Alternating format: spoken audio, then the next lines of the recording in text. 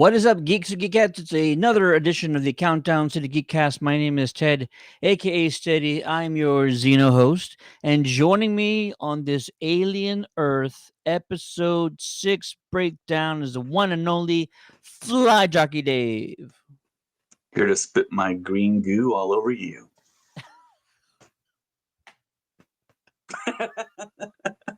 It's a weird way to start the show, but we're gonna power through. Power through, everybody. We just caught another edition or another episode of Alien Earth. Hopefully, you guys caught it. We're going to be getting into some spoilers and some details a little bit later on in the show, and we're going to ask you guys what you thought about it. Are you caught up to Alien Earth? What did you think of episode 6? What are your theories going forward? We only have 2 more episodes, and I think a lot's going to happen in the next couple of episodes because the trailers, there was a lot of scenes that we have not yet covered. There's a lot of stuff that were in the trailers that I think are being held for the final 2 episodes, and so I'm really excited about it. Hopefully you guys are too, and we'll just get into it now. So, Dave, before we start getting into details and spoilers, I made an entire list, by the way. What did you think about episode 6, titled "The Fly"? I didn't think it was the greatest episode of the season. I know we had a lot of rumors and we built up this episode to be maybe the greatest episode. And we were talking before the podcast, maybe the media kind of got it wrong and episode 5 was the best episode because that was Noah Hawley's Alien movie. And it got so much acclaim and praise. I'm thinking that was the great episode. And this episode, entitled The Fly, direct homage to the classic sci-fi film The Fly, and then the remake by Jeff Goldblum as The Fly. I thought we were going to get more Fly stuff. And I think we went over all the aliens that were taken, and I think The Fly is the one we missed. I didn't miss it, no. No? No.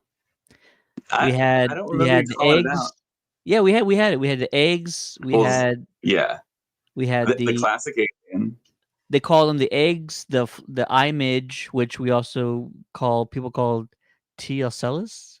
Yeah, it's okay, like so Trichophamomemius or something like that, Ocellus, and they just call it Teocellus. Teocellus. Yeah. So eggs, Teocellus, the ticks, right? The orchid, and the flies. Okay. Yep, that's 5. I just don't remember mentioning flies at all. But yeah, they were there. They looked like flies. I mean, it had something to do with the episode, of course. But direct continuation from episode 4, and we got to see Teocellus, who I love to call the eye jockey or eyeball jockey, still implanted into that sheep. And there was a short trailer for this episode, and it kind of spoiled it a little bit. We might not want to talk about what happens. And of course, you get Slightly's continuing story with Morrow being able to talk to him. We got a little bit more of the, are they colonial marines, or they're just security, or they're just prodigy soldiers, prodigy infantry? It feels like Prodigy private security, because they even talked about the island itself has their own like militia or their own type of security. So these guys are just strictly Prodigy. Yeah, overall, it moved the story along. Not a whole lot of action, but we did get more of the Nib story and more of Wendy and her progression as a hybrid synthetic, which I'm really interested to see how that plays out. You're right that not a lot of action, but definitely a lot of setup. I think this is really setting up the last 2 episodes and pushing the plot forward. This also gave us a little bit more insight to the corporate fight takeover of the universe.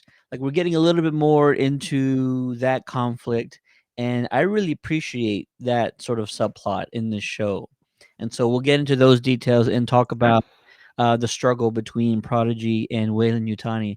And I also like that this one, towards the end of the episode, it gets back into that horror element. So we don't see it a lot, but in this one, they definitely leaned into it a little bit more, and I enjoy that. And I think the traditional Alien fans also want those things in here, like a little bit more leading into the horror side of it. We may or may not get into online discourse at the end of this stream. We need to. We need to. I'm It's debating it. entertaining. I'm debating it.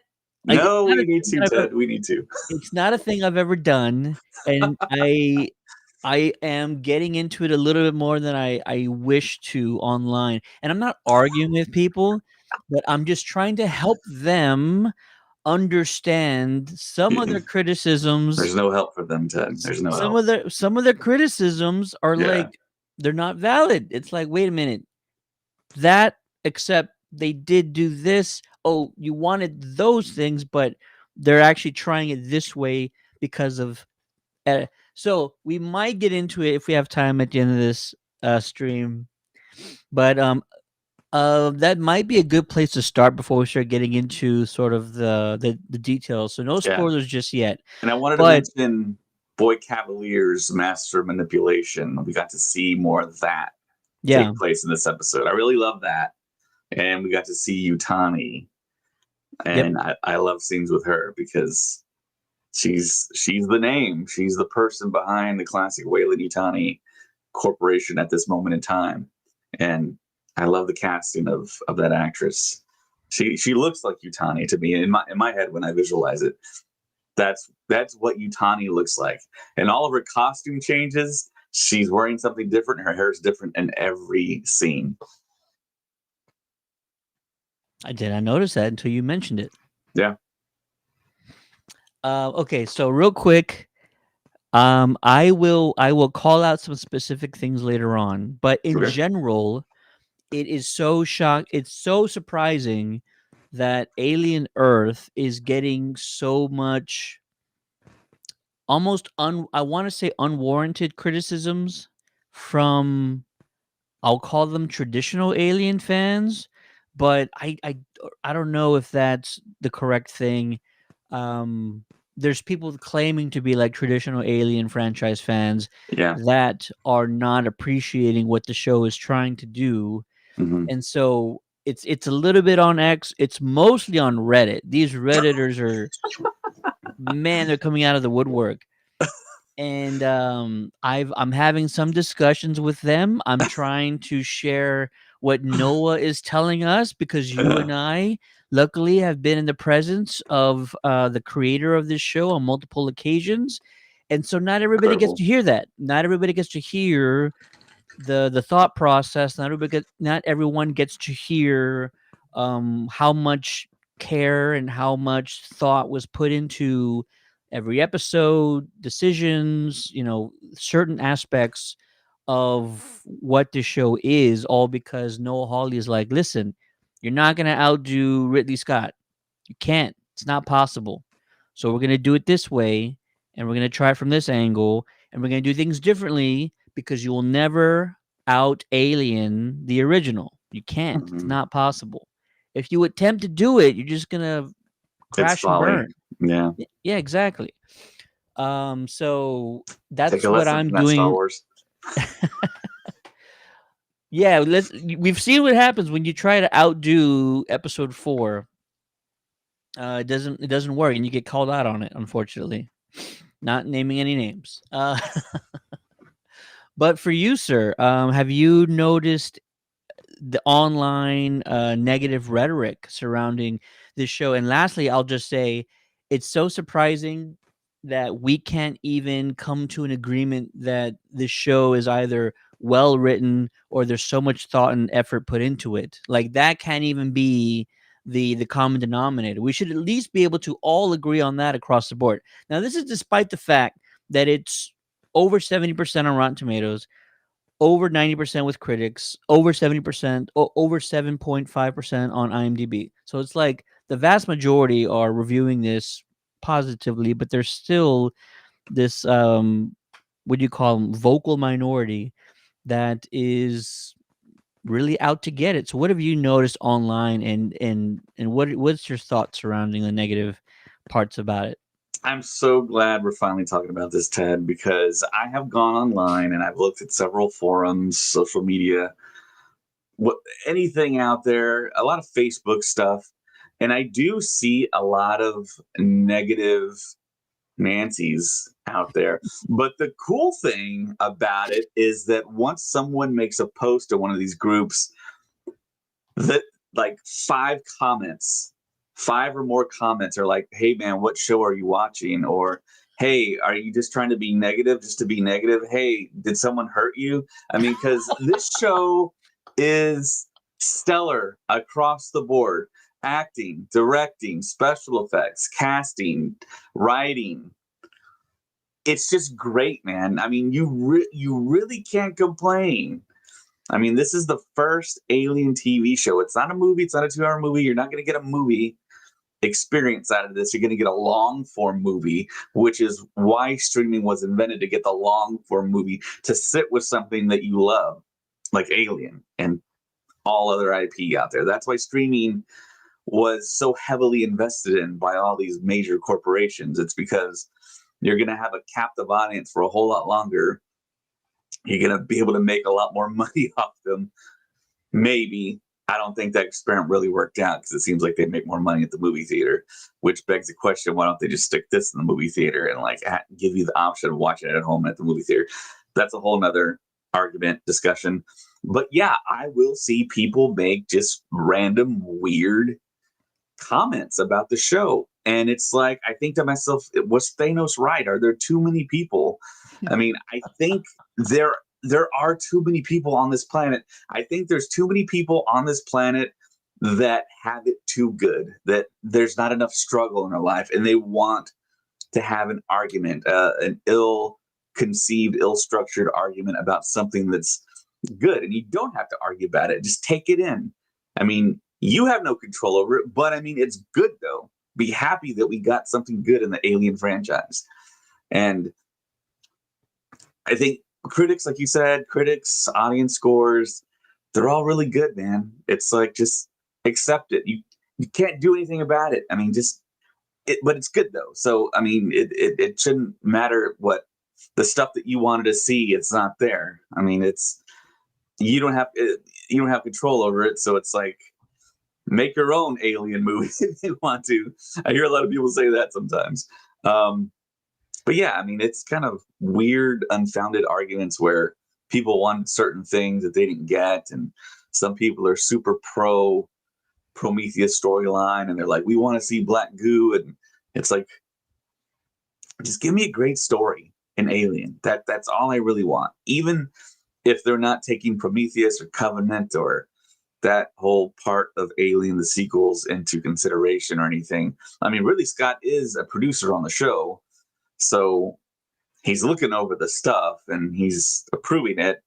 And he had nothing but great things to say about the sets when he was there. And it just, Noah Hawley's doing his thing, and I'm grateful that he's there along with Jeff Russo. It's terrific. I enjoy it a lot, and it's funny that you mentioned sort of the replies, because that is something I'm noticing too, about the replies to these negative comments and these criticisms that really just seem outlandish at times. And I'll bring up one in a minute, but it is a lot of folks saying like, what are you talking about, or like, who hurt you, or um you're really seeking attention, like you're really out Mm-hmm. for, to just rage bait people and Mm-hmm. stuff like that. So yeah, I do like that there is a lot of individuals, and they're taking not like the high road, but they're coming to them from an angle of being humorous and a little bit lighthearted. So it's not an all-out argument about whether or not the show is good. This show is good, and for some reason there are some folks that can't see it. There was one person who it really blew my mind. I don't know if I should pull up the exact. I'll read it. I did not want to do this. Yeah, there's some people that came into this hating it already before they saw a single episode, and they were just ready to comment on it and just do like a hashtag not my alien type thing, you know? This is a real post from a real person. Mhm. I'm not gonna say where it is, but I'll just get to sort of the main complaints about the show. Anyways, okay, starting off at the first episode. For me, this was by far the worst. The episode is all over the place as it tries to establish several different major plot lines. The Maginot, the aliens, cyborgs, the crash, the hybrids, yada yada yada. As a result, each individual plot suffers as the episode quickly and shallowly covers each before moving on, which was truly disappointing. I thought the opening of the Maginot was a very good recreation of the vibe within the Nostromo, but it was undercut by a cut towards Neverland instead. I'll stop there because like the rest of it just keeps repeating the nonsense. Mhm. Yeah, we know that. They didn't flesh out the entire attack on the Maginot because they didn't want to just recreate the original movie. If they just recreated the original movie, you would have complained. They're just recreating the original movie, like beat for beat, note for note. Instead, they don't show you what happened. They make you believe there's one person at fault for all of this. And then 4 episodes later, we learn that the entire story is flipped on its head. This is like um great writing 101. It's not it's giving you what am I trying to say here? It's giving you misdirection. It's giving you plot twists. It's subverting your expectations. It's doing so many things to just not tell the same linear story that we've seen. And how many alien movies? How many alien movies are about a crew on a ship surviving a xenomorph attack? Multiple, right? Okay. Mhm. Yeah. So why are we going to just do the same things? And that's what I replied to this person. Is like, yeah, we didn't see what happened to the crew because that's been done before. We don't want to see the same thing again. Yeah, you don't want to rehash. No. And it was done great. I mean, we still got it. I mean, in episode 5, but there was setup, there was buildup, and then that was like a big twist with Morrow's character. We got more information, and it was great. It worked. People loved it. It worked masterfully. It was so good, and even just watching that first episode, and you can go back to our discussion and our recap. I was like, this would be a perfect setup for a plot twist. I said it multiple times. It's like if they don't use this opportunity, then it's a wasted opportunity. But what do? They use the hell out of it. It was all intentional. Um, we even spoke to Noah Hawley last week in person, and I asked him. I said, "When did you know? When did you know you were going to tell this mystery thriller? Is what it is. It's not a horror movie. It's not a horror series. It's a mystery, almost political thriller." And he said from the get go, he says, I knew we were going to do it this way. It was always the intent. We weren't going to try and do it the same as anyone who came before us. We were going to do it our own way. And that's what they did. So you, for anybody watching, if it doesn't make any sense, you have to understand that's where the creators and the writers and Noah himself are coming from. We're not going to copy what's been done. Anybody could tell a survival movie on a spaceship. It's been done. It's been done. We've seen it. Other franchises have tried to do it, and they did not do it as well. Yeah. So this is where we're getting to. All right, that's my soapbox for the online discourse Your that TED Talk? my TED talk. Is that you that wanted me to coin that on this show? I don't want to get sued by the actual TED Talk folks. Uh, I think they're non-profit organization, right? nah, you never know. All right, let's get into finally the episode 6 breakdown. We're going to be talking about some of the plot lines, individuals, character arcs, as well as a death scene, which we've not seen in the sort of modern timeline for a Yeah. while. So this is actually fascinating.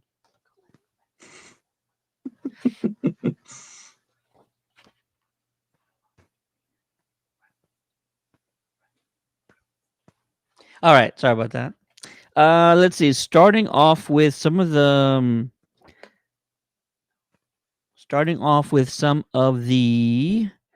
kind of smaller plot points. Nibs is Nibs had suffered trauma. We know that she also was attacked by the image, and that sort of really messed her up. So what do they do in this one? They actually removed what they called her trauma, but it was really just a brain wipe. They removed the memories.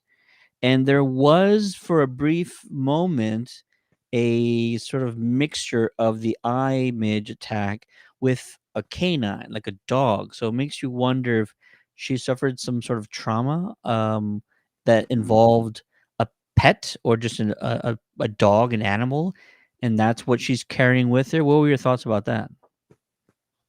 Yeah. I mean, they did the old C3PO mind wipe on her. Not the entire hard drive, but just the past, I guess, few days, all the way back to the wreckage. So, yeah, I mean, you would think that moving people's consciousness over to a synthetic body as kids, some kids can handle it, some kids might not be able to handle it. Like they've kind of described that adults weren't used because they have a lot more trouble than a younger mind to adapt. And she just might be one of the anomalies where she just is not going to take to reality the same way as the others have. She just might be the outlier. And she got aggressive with Dame Sylvia. And that was extremely scary for her, but she still showed that she cared for her. She cares for all the kids, all the Lost Boys. She's still showing that, along with her husband as well. Who actually is now no longer an employee of the company because he would not go through with the process. Nor an employee of life. Nor, well, let's see what Let's see what happens, right? happens.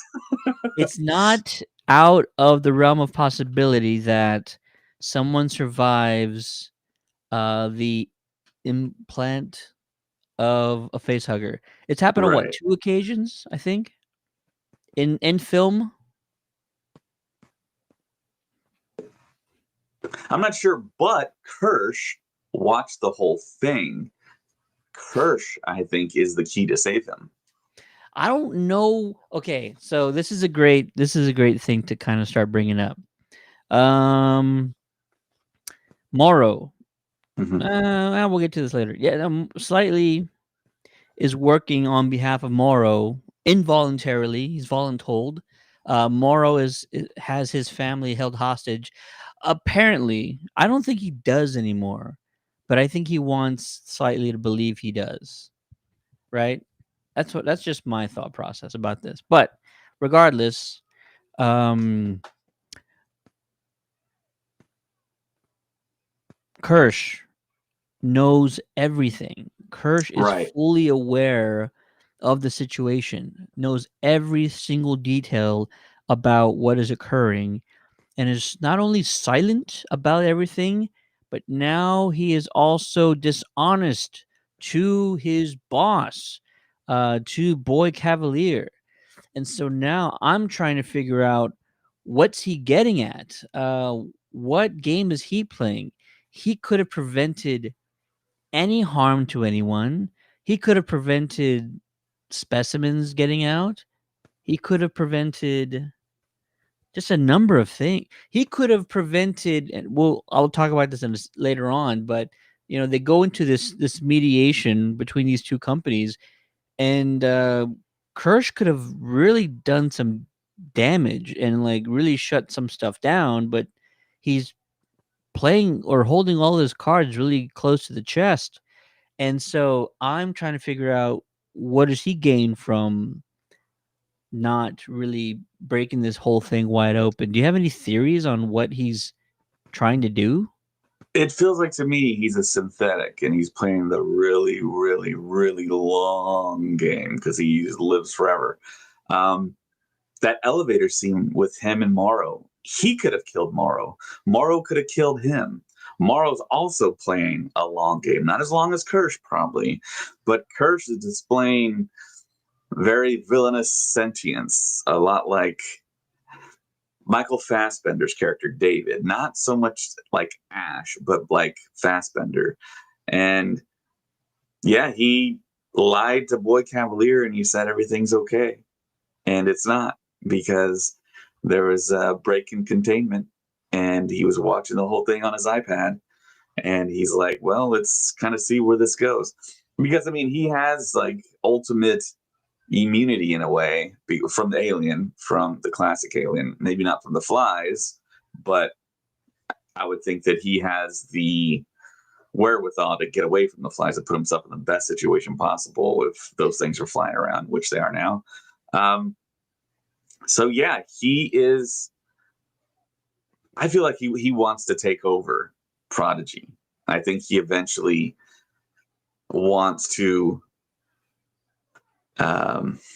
supplant Boy Cavalier, and everyone's saying online that he's gonna, the image is gonna be the thing that takes him out and is going to be controlling him, and that's going to be Kirsch's right hand man, the eye jockeyed Cavalier with Kirsch on the throne. That'd be interesting. So yeah, I just think he's playing a really long game, and you could tell there's something behind his eyes, and also the image, the eyeball jockey. In the sheep's head, you can see the gears turning in the sheep's head, and it's just looking stunning. And did the like ram headbutt on the glass to make Toodles fall and shut the door, and we saw his demise, which was a bit shocking. I thought all the kids were maybe going to survive, but who's to say they can't just replace his head? Maybe his consciousness is still intact, and they just do a quick head replacement. They have a cloud downloaded copy of him somewhere. I don't know, man. I think there's got to be stakes in the show, and so when we saw the Fly take him out, I'm just like, wow. I think that's it for Toodles. Toodles, Toodles. And also I was wondering, So many like, puns tonight. I was wondering what kind of thing was the Fly going to do in the first place, especially when it was on his arm. I'm like, okay, what is it? What does it have? Kind of like a big mandible jaw. Like, is it gonna like bite him, or what is it gonna do? But no, it does what flies do. Flies vomit on their food, and Then basically, suck it up. yeah, exactly. So it's exactly what it did. I'm like, oh my god, that's genius. And the special effects on it were fantastic. Mhm. It looked great. So yeah, now the only thing we don't know what it does for now is the orchid. I mean, we know that the image takes over people. It takes over a host, but it also, like, we don't know what else it could do with a body depending on what abilities that individual has. So I feel like there's more to that, but everything else now we've seen what happens except for the orchid, which is still the biggest mystery. This thing has a vine that follows you, but we don't know exactly. And it feels like they're saving that one for last. Well, obviously they are now. And you have to now make it worth it. Like, there has to be a payoff now, because you saved it for last. It's got to have this big payoff. It's got to do something just unexpected and over the top, and just surprise the hell out of everybody. So yeah, I'm really excited to Do see you what have the any orchid theories does. as to what it will do? No. So Huge. I heard somebody say the orchid is very interesting because it's almost like it's flora and fauna. It's a plant and an animal. And if you give it all those capabilities, I mean, I feel like when the opportunity is right, that thing's gonna like sprout legs and start like running. You know, I think Maybe it's it's gonna be like an quick. Audrey 2 from Little Shop of Horrors, and it's just gonna open up a mouth, and it's Start gonna say, singing. "Feed me, Seymour," and then it's gonna just start. Oh my gosh. My wife's gonna love that reference, by the way. Yeah, no idea Yeah. what it does, but I'm wondering if it has like a huge jaw, and it's just gonna like suck somebody up. I'm kind of thinking they're gonna play it off like a big Venus flytrap. It's my thing. That's my first thought, but could be something else. Yeah, that'd be really predictable. I don't think Noah's gonna go that way. It's gonna do something off the wall. It's probably gonna like flower and reveal something, maybe like a humanoid type thing or a creature that's gonna like maybe that it's gonna look like the orchid is it's gonna look like its hat or its hair or something.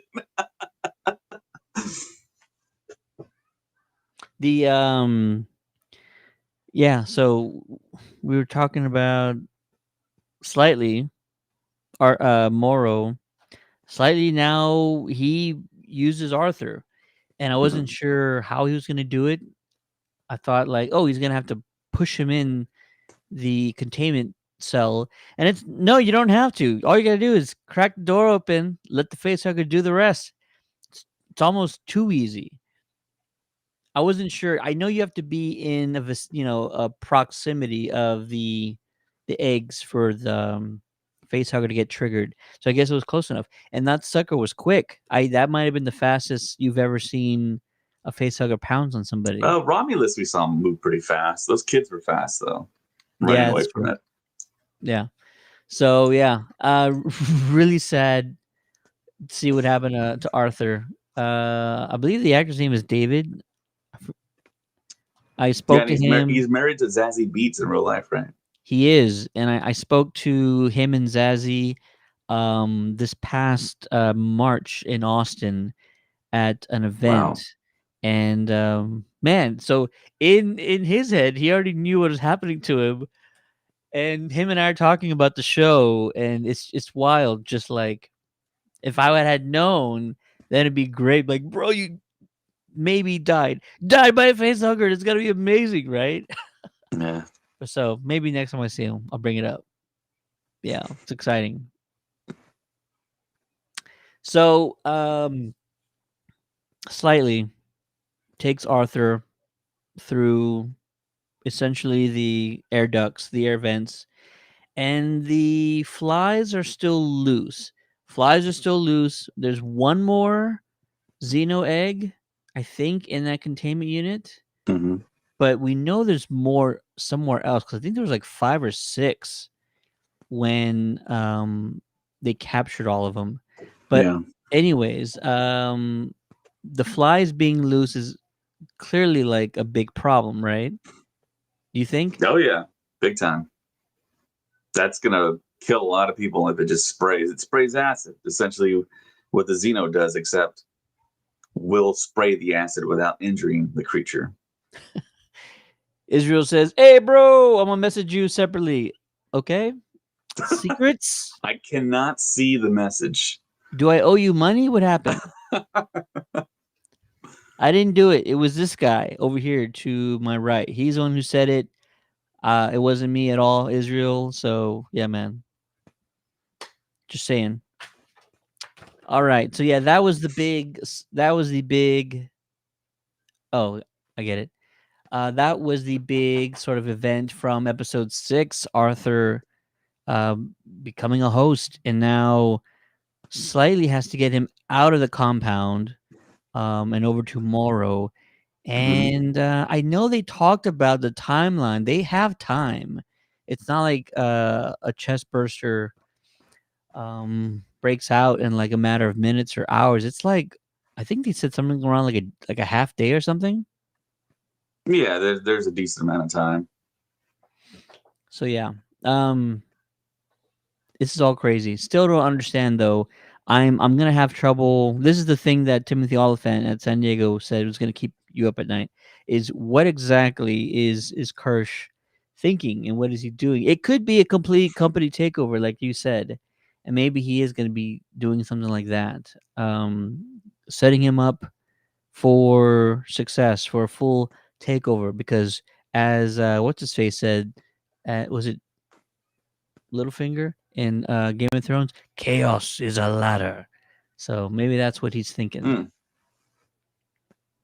Mm. The other stuff that happened in the episode that I found really fascinating is that there was this mediation between Prodigy and Wayland Yutani Yeah. to fight over the remnants of the wreckage and all the specimens.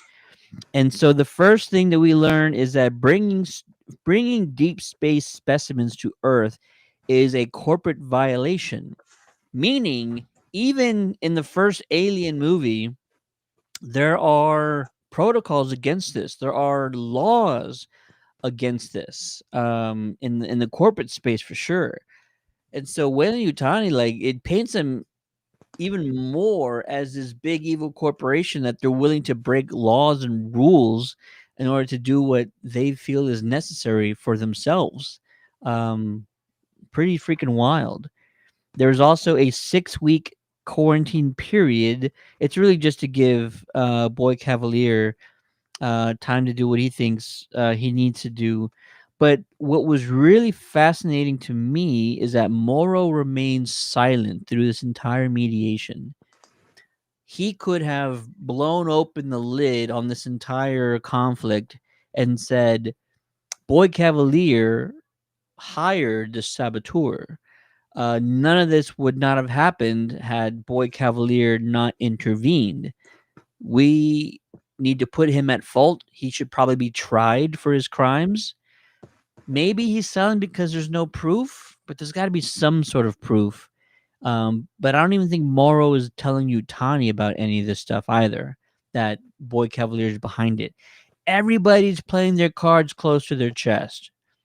No one's willing to put all the cards on the table. What did you take away from this mediation, and why do you think Morrow is being so quiet about what he knows? I thought it was an awesome scene. Essentially, it's the arbitration that Yutani referenced tomorrow at the end of last episode. And all I kept on thinking was, Morrow, Boy Cavalier's right there, just kill him. But then you had Kurtz right there, who's a synthetic, who could possibly kill Morrow. It would be like, I don't know, I guess an even-ish type fight. But then you have that other character that's like his butler who fired Arthur. We don't know if he's a synthetic. So it might have been 2 synthetics versus 1 cyber. And who knows what that other Asian guy was next to Morrow, what he was. So, and they made reference tonight as if Weyland Yutani did not have synthetics. Did you get that? I did not hear that. It made it seem, they didn't say it straight out, but they made it seem like Weyland Yutani only had cyborgs. So, yeah. But then again, the movie Alien happens 2 years after the events of Alien Earth. But you would think they're in cryosleep already, about to wake up in 2 years.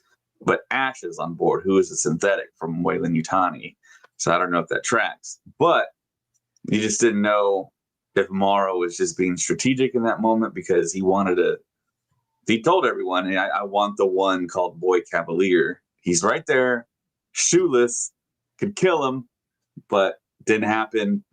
And I thought the mediation between the two and the plotting, and Yutani can totally tell that what Boy Cavalier's doing is stalling, bringing up that like foreign, or well, alien is already foreign, but alien accord or whatever that was agreed upon, all the legalese that they have to be in quarantine for 6 weeks or whatever. Yeah.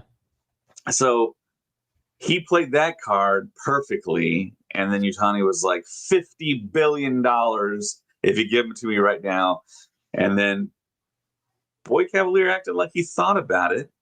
But then he was like, no, I don't want to break the law, essentially. And he was in front of a lawyer or whatever arbitrator, whatever job or role he has. I mean, he basically looked like he came out clean out of that meeting. And Yutani was pissed. And Boy Cavalier Prodigy, they left, and Moro came up to Utani. Utani like summoned him like this, and I was like, "Whoa!" He came up to her, and she's like, "What do you want to do? What do you propose?" And Moro's very much the strategist, and he laid out his plan. And Utani seems like, from all the goodwill that he had with his grandmother, with her grandmother, she trusts him. And that meeting in the elevator too, man, they could have duked it out right there too, but didn't happen. So, like I said earlier in the podcast, it seems like Moro is playing a longer game, and he has a plan, he has a strategy for all this. I think he knows there's a way to do it, and he's got that card with Slightly. He's playing that. See how that plays out. Looks like it's working for him. He's gonna get Arthur with a face hugger. They're gonna get a Xeno. Are we gonna have Xeno versus Xeno battle? Xeno versus Xeno action. Prodigy Xeno versus Wayland Utani Xeno. That's a great question.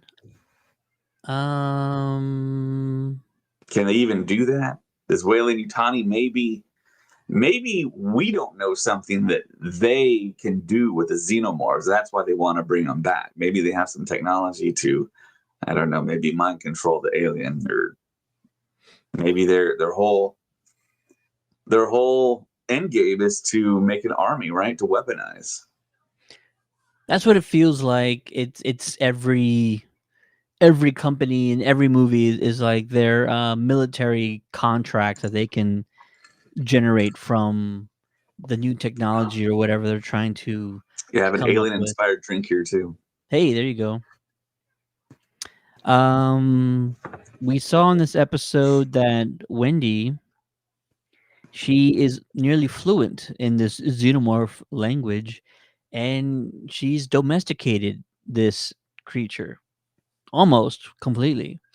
It makes me wonder if she will be able to control it completely going forward, because I don't believe we've seen it. I mean, Sigourney Weaver as Ripley, she had connections to some creatures in the past, but Wendy, can she actually voice command a Xeno? That's something I don't think we've ever seen done before in any live action setting. You think that's where they're going with this? Totally. I think it's gonna pay off to where Wendy, in some dire situation, is gonna start speaking Xeno, and she's gonna get assistance. The Lost Boys are gonna survive something because of the Xeno. And to me, it's a lot like how we have on Earth. Of course, we have domesticated animals like cats and dogs. And dogs, you can have commands, and they do kind of what they can: roll over, play dead, shake your hand, all that stuff. Um, and then you also have marine life that has very high intelligence that can do things. But then, of course, you have the non-domesticated animals like lions and tigers, but still, people still live with them in their houses. There's a crazy stat out there that says there's more tigers in Texas than there are in all of the world, because people have private collections. Yeah, I've heard that before. I've never seen a tiger just walking around. There was one loose in Houston after one of the floods, after one of the hurricanes, but There's also bears like outside the city now. I don't know if you saw that. Bears in the wild, which I don't want to say I thought it was impossible, but definitely improbable that large animals, mammals could survive in our heat in the summers. It's crazy. yeah, I think it has to do with their long snout. That would help them, because I have a pug, and I know it's, you leave it out for 15 minutes, it's dying. It's gasping for air. Um, so yeah, take care of your short nosed dogs and creatures. Um, so yeah, I think about a tiger. How people have tried to domesticate, and like you think about like Siegfried and Roy, the Vegas show and all that, and you see like the I think the Tiger King, right? That was his name on Netflix.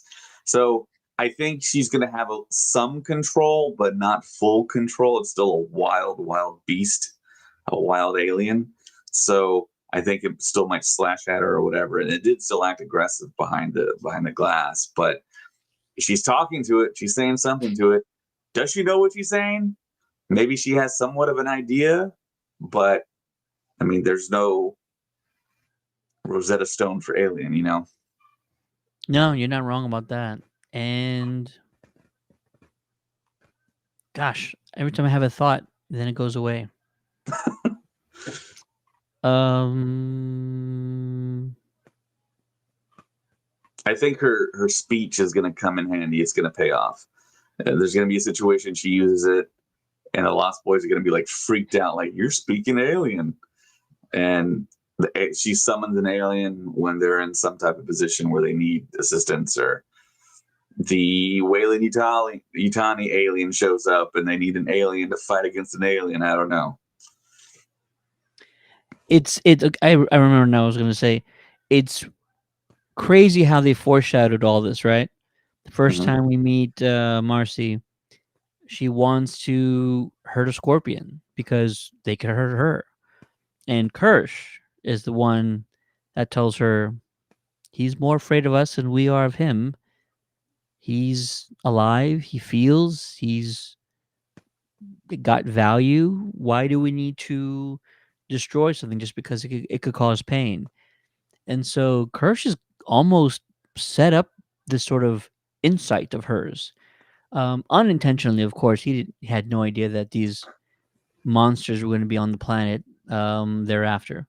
But it's just wild how they really foreshadowed all this stuff, and we clearly weren't picking up on it when we saw it. So it's beautiful writing for all you redditors out there who don't like the show. um, yeah, it's wonderful. Hats off to the creative team, Noah, all the writers and stuff. It's like all the stuff is really coming full circle now and coming to fruition. I don't know where it's going to go. It does seem like they want to get into areas that have not been explored. So controlling a Xeno, it's not been explored really before. So I could see them doing that for sure. Um, is it going to come back to haunt her? That's possible for sure. Joe doesn't feel like this is something they can do. Also, speaking of Joe, he wants to break her out. Tonight Um, there's gonna be a jailbreak. And Arthur, before he was incapacitated, helped Joe with his plan because Joe didn't even have a plan. So mhm. thank you, Arthur, for that. Luckily, Arthur had just gotten fired, so he's like, and the reason why he got fired is because he didn't want to hurt Nibs to begin with. So, like, all of this is happening at the perfect time. The stars and the planets are aligning. Um, and so Joe's gonna try and get Wendy out. Is she going to want to leave without her new pet? How connected to the Xeno is Wendy? That's the big question. Is she connected enough to where she would not want to leave? Is she too either infatuated or fascinated by her able to connect and communicate with it? Are there other things keeping her there? Other people keeping her there? She knows now what they can do to Nibs. Is that enough for her to leave or for her to stay to protect the others? She doesn't even know that Toodles is dead. Maybe once that happens, she's going to want to break all of them out because they can wipe their memories. They're in harm's way. They really don't respect them as adults. We know that for a fact. They're keeping things from them. There's probably no reason for Wendy to stay, but she also probably has a responsibility. These creatures, some of them are loose, some of them are dangerous, and she's gonna want to probably help people still. Joe's gonna want to probably. We'll see what happens. This is all fascinating stuff. Let me make sure I don't have anything else that I missed. I think it's Yeah, and Wendy's conversation with Joe, she was like, "This is a yes place. This is not a no place." She's like, "The boy genius says when you say no, you gain nothing from that. Nothing grows. You can't build anything from that. But if you say yes, it continues. And she acts like she doesn't care about the past. She cares about the future and what Neverland has to offer. And she's fascinated by it. And she really doesn't see Boy Cavalier as the opposition, but more so as a partner in a way, or a collaborator possibly. But of Sure. course, we all know Boy Cavalier is a manipulator and pretty much evil. So she's kind of over here oblivious to it all. But it seems like she's thankful that she still is around. And she has the whole fascination with the alien creature and the fact that she can speak its language. She's intrigued and she doesn't necessarily want to go back home. I think she essentially wants her cake and eat it too, with her brother Joe being there. Joe wants to leave, of course, be a family. Said that to Kirsch, and Kirsch had an interesting line to him talking about she can live forever and do research in deep space among the stars, and you want her to be a family here. She has so much But potential. I mean, Hermit's not going to live forever. No, he's not. So, I mean, technically, she could stay with him until he dies, and then she can go. But Kirsch is just very to the point and very elitist with Joe, with him being a human and him being able to live forever, along with Wendy/Marcy. And that was actually was my first thought too, that she could outlive him and then still accomplish all the things that Yeah, Kirsch is saying that she could. So clearly Kirsch has more value for Wendy and the Lost Boys than probably humanity. Kirsch has talked so much crap about humanity in this series, in this first season, yeah, that yeah, that's probably one we're starting to kind of find out his motivations a little bit, right?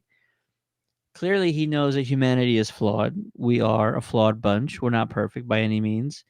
And he's probably going to try and figure out something better for the planet. yeah. He definitely has a personality. He has sentience. Someone made a supercut of his kind of comebacks and his snarkiness. Do you remember when he told? I think he told Toodles, "You see with your eyes," when he touched the screen.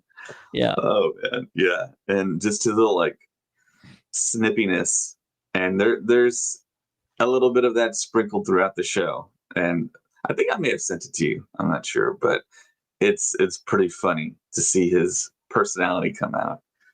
And there's so many people online obsessed with him now, and making up the comparisons of Roy Batty and Blade Runner. Like, there's some type of connection there. Um, who knows? Yeah. Good setup for what's going to be probably a huge ending to the first season. I kind of feel like we're headed for a really big cliffhanger. I don't know if you can wrap up everything in 2 episodes. This show has so much going on. It's probably too much for 2 episodes. Noah's already probably established some sort of massive cliffhanger for the finale of this season. That's where my head's at. I'm expecting a big cliffhanger, and we'll see if that's what he gives us. But there's just so much to wrap up, and 2 episodes is not enough time unless they extend the episodes, which is always a possibility. But yeah, we want to get your thoughts on episode 6, titled "The Fly." What did you think about it? What was your favorite part? What are your theories going forward? How does this all end in this first season of Alien Earth? Drop your thoughts in the comments, and yeah, we want to hear from you guys. What else is going on? All right. So I said I wasn't gonna do it, and then we talked a little bit about it earlier. I'm gonna do one more crazy Reddit comment about Uh, Alien Earth, and I don't want to call out anybody specifically, so I'm gonna leave the names out of here.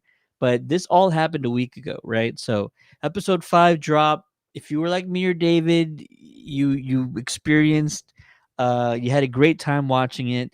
Noel Hawley, the creator of the show, said, "This is my Alien movie." and he proclaimed it, he declared it, and we enjoyed the hell out of it. Not everybody did. There's been a lot of negative discourse online. It seems unwarranted. It seems like it's not coming from a constructive place. It's sometimes baffling, the comments and the criticisms of the show, which is so well made, and it's so thorough, and it's so well thought out. But here's one comment that I was really shocked by, and well, we can talk about it because I think everything that is brought up has valid reasons for, or can be debunked with just I don't know if when we discuss it. Here it goes. I It blows my mind this stuff is happening online. From this anonymous individual, I'm not going to name their names. Episode 5 introduced us to people who are incredibly bad at practicing basic safety measures, like operating on a human without a mask, handling unknown alien life forms with only a rubber glove, or storing and securing dangerous specimens in easily broken containers. The saboteur had a lot of help from a totally inept crew. That was a comment. Not just like completely disregarding the entire episode, because this crew on this ship is probably not the best at what they do. It's because they're not. It's because they're not Earth's best and brightest. They are space truckers, is what Noah called them. Yeah. Really? Are you willing to give up 60 years plus of your life to go into deep space, to eat terrible food, to not enjoy life, to have everybody you know and your loved ones pass away while you're gone? Like, you're not taking this job because you've succeeded in life. Let's put it that way. You're taking this job as like a last resort, or you're taking this job because you need it, or you're taking this job because you have debt, either debt in general, or I think Morrow does this because he actually owes a debt to Wayland Utani for his bio arm, because they saved him pretty much. Yeah. So yeah, this crew is not the best. They're not perfect. They're not even like nearly as good as they should be, because like nobody who would do this like is in the best state of mind. It's practically a suicide mission, even if things go well. But the mission is to go collect dangerous creatures in an unknown part of space on an uncharted planet without even knowing what the creatures were, probably.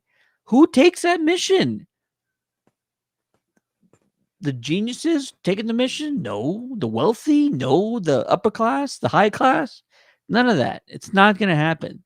So yeah, the reason why this crew is so sometimes not good at what they do is because these are the bottom of the barrel here that people are going for. I mean, they have to have a minimum probably experience or requirements, and then that's it. Then if you agree, you agree, and you're gone. See ya. Actually, I won't see you because you won't get back till I'm gone. That's what this is. So yeah, it blows my mind that people can't even figure this part out. Go up. Go ahead. Anything else? Yep. I mean, that I totally agree with everything. I was gonna, but pretty much make that same statement that people, yeah, need to think a little bit before they make a comment like that, because that just makes them look very unsmart. And it's just people, some of them want to just complain because they like to complain, and some of them want to get rises out of people and rage bait, just like you said. So yeah, I mean, it's I don't know, maybe we're just smart and we can see that clearly. I don't know.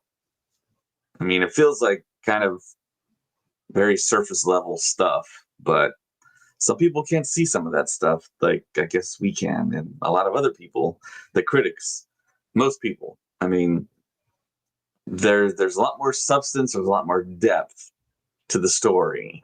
It's not all surface level stuff. I think Prometheus had that same issue. It was really a thinker type movie and not just in your face spoon feeding you everything that you needed to know, like some action movies are. It's like you got to put a little thought into this one. So Just think about it. Yeah, absolutely. I keep anyway, again, the discourse, it's not full-blown arguments, but I'll tell folks online, like, listen, it's not a straightforward survival movie like the first two movies were. There's layers to this. There are character arcs to this. It's not a 2-hour movie. It's 8 hours around there. It's 8 hours worth of content. You cannot have a crew in space running away from xenomorphs for 8 hours. You actually have to do other stuff to like actually make this thing fulfilling and fascinating, intriguing, interesting. It's a series. Come on. Come on, folks. Get with it now. All right, so there you go. I'm done. I won't say any more comments. But seriously, it's highly reviewed, highly rated. It's critically acclaimed, and if you talked about it, I think in the first or second episode that we watched, if they can land this ship, if they can actually like you know land the dismount and pull this off, it'll be one for the ages, one of the all time best sci-fi shows ever. And I'm talking going to like the first season of Westworld was like amazing. I think the second one was even better. There's a lot of great sci-fi shows out there. Just and this will be up there with any of them because just of the risks they took, how high the bar was set and they met it, and yeah, they're doing such a great job. The casting is near perfect. Everything is just fantastic. And yeah, really hoping for a huge final two episodes for Alien Earth. All right. Let's see. Other than that, we want to make sure that you guys are fully aware that SpaceCon San Antonio is happening in just over a month, October 24th through the 26th. And in case you missed it, their most recent announcement, Clark Gregg and Chloe Bennett from Agents of S.H.I.E.L.D. I do not remember the last time they've been here or if they've been here at all in San Antonio, but Clark Gregg and Chloe Bennett will be here October 24th, 25th and 26th. It's Friday, Saturday and Sunday, last weekend in October. And as of today, their tickets and their photo ops and autographs are on sale. So you can now go buy um, your photo opportunity or an autograph from those two. Absolutely. You a big fan of Agents of Shield? I actually have to finish the last like two seasons, I think. I can't say that I am. I watched the first episode when it premiered, and I just didn't really take a liking to it. I'm a little bit familiar with it, and I just didn't have the time to watch the show at that point in time. I think it was when that happened. I think it was like 2017, 2016. It It's been a was. long time. It's been a while because I remember I was at my mom's house watching it. Um, but I'm Clark Gregg. He did a great job as Coulson in the films. Um, he became a fan favorite, and I'm a fan of Chloe Bennett, so it'd be nice to see her. She was just at another convention recently and she told this hilarious story. I'm not going to say it in case she brings it up again here, but yeah, I'm so glad she's still doing these events and can't wait to see both of them. It's almost a shame that Clark Gregg never got back into the movies, the MCU, because fans thought it would eventually happen, but they really tried to drive a wedge between those TV shows and the entire MCU. And it's a shame. It's a shame that even at that point in time, when Marvel was, riding on all their success, that they couldn't figure it Bridge. out. That there was Yeah. still a disconnect between the properties. They were not in sync with everything. Yeah. Um, and now there's even a bigger disconnect. It feels like, but the shows now tie into the movies, but the movies are so far and few between that it doesn't really feel like it's a really connected universe anymore. and that's a shame. I think we'll get there eventually, but it's too many things have happened. COVID, multiple strikes have happened, and things have been delayed for a variety of reasons. So it's tough, man. It's tough. I've actually seen a few.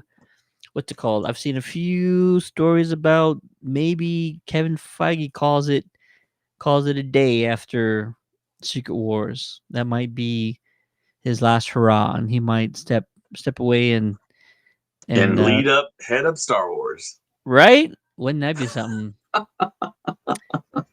We shall see.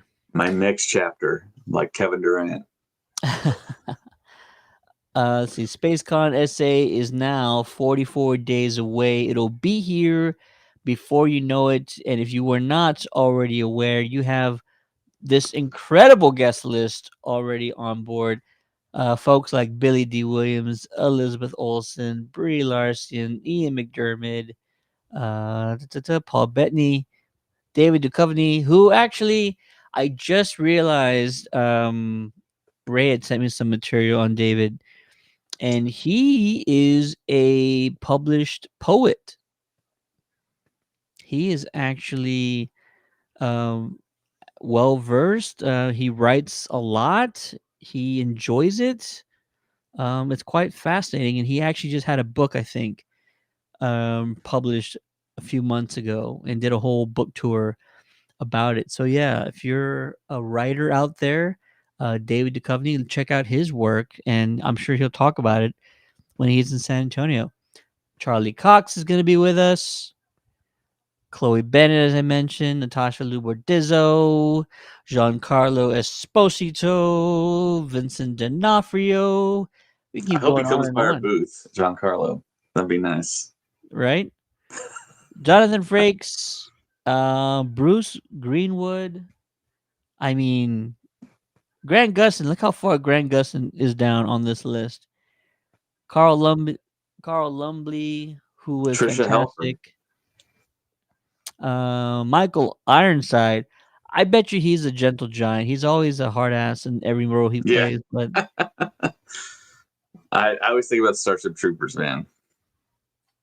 Carrie Ann Moss, Dina Meyer, who's my favorite Batgirl. Yes, I said it. Sam Jones is making his return to SpaceCon. Sam, who actually I saw in San Diego Comic Con. He's always at the same booth every year, and he's always having a great time. So he must love the hell out of it. And Edward James Olmos, the legend in the flesh. Candice Patton, Denise Richards, Ivana Sackno, George Takai. George Takai is so far down on this list.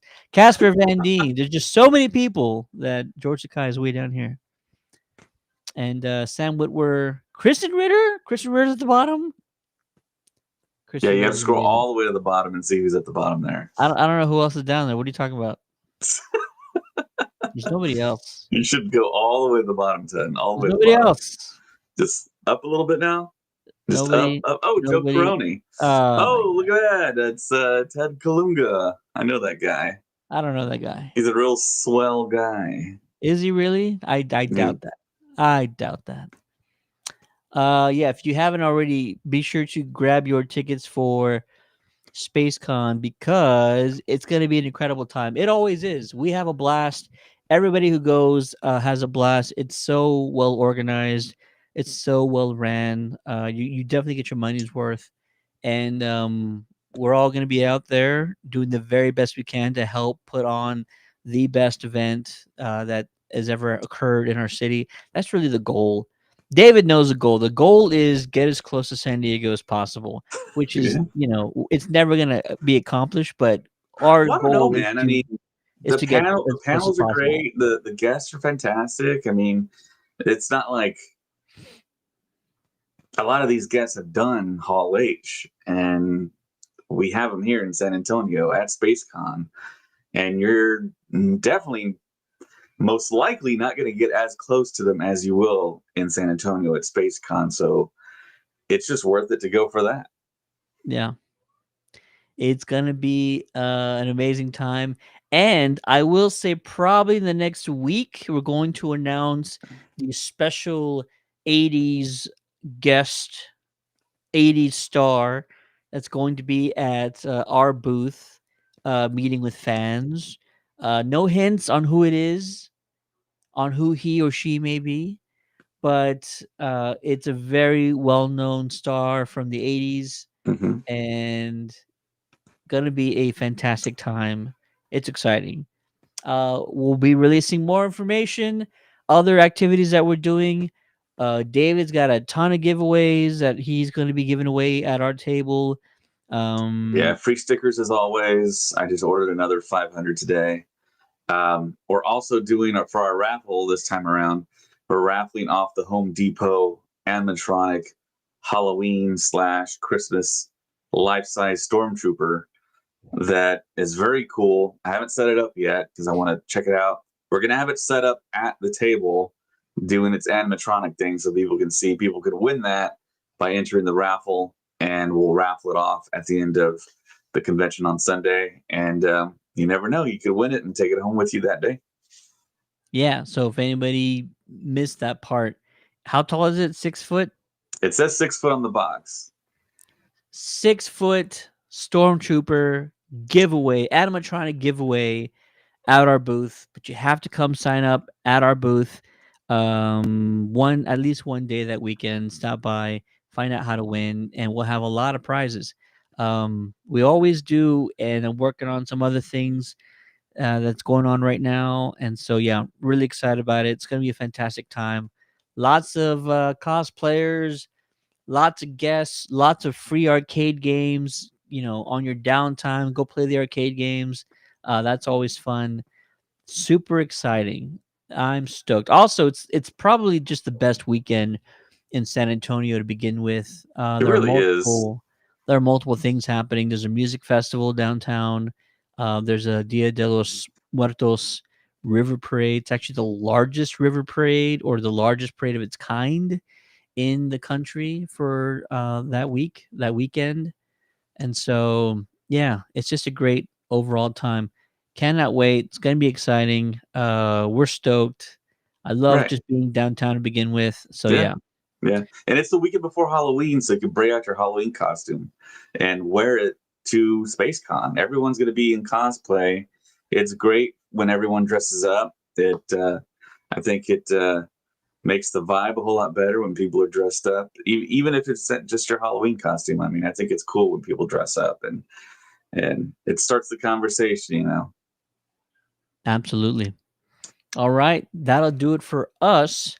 Let's see what else is going on. We are catching up on our podcast playlist. So be on the lookout for that. I'd say another week or so, and we'll have all of our podcasts up to date on our podcast players on Spotify and Apple podcast. Also, last night was, I think we had two separate advanced screenings for The Long Walk. Mm. I did my review the other day. So if you want to see my review of The Long Walk, you can check that out on our social media page or on our YouTube channel. Tommy just interviewed Karen Ashley, the second ever Yellow Ranger from the Power Rangers. They had a great time. And also, we have some other movie event screenings coming up very soon. If you want to find out how to win passes to one of our event screenings, you got to be following on social media.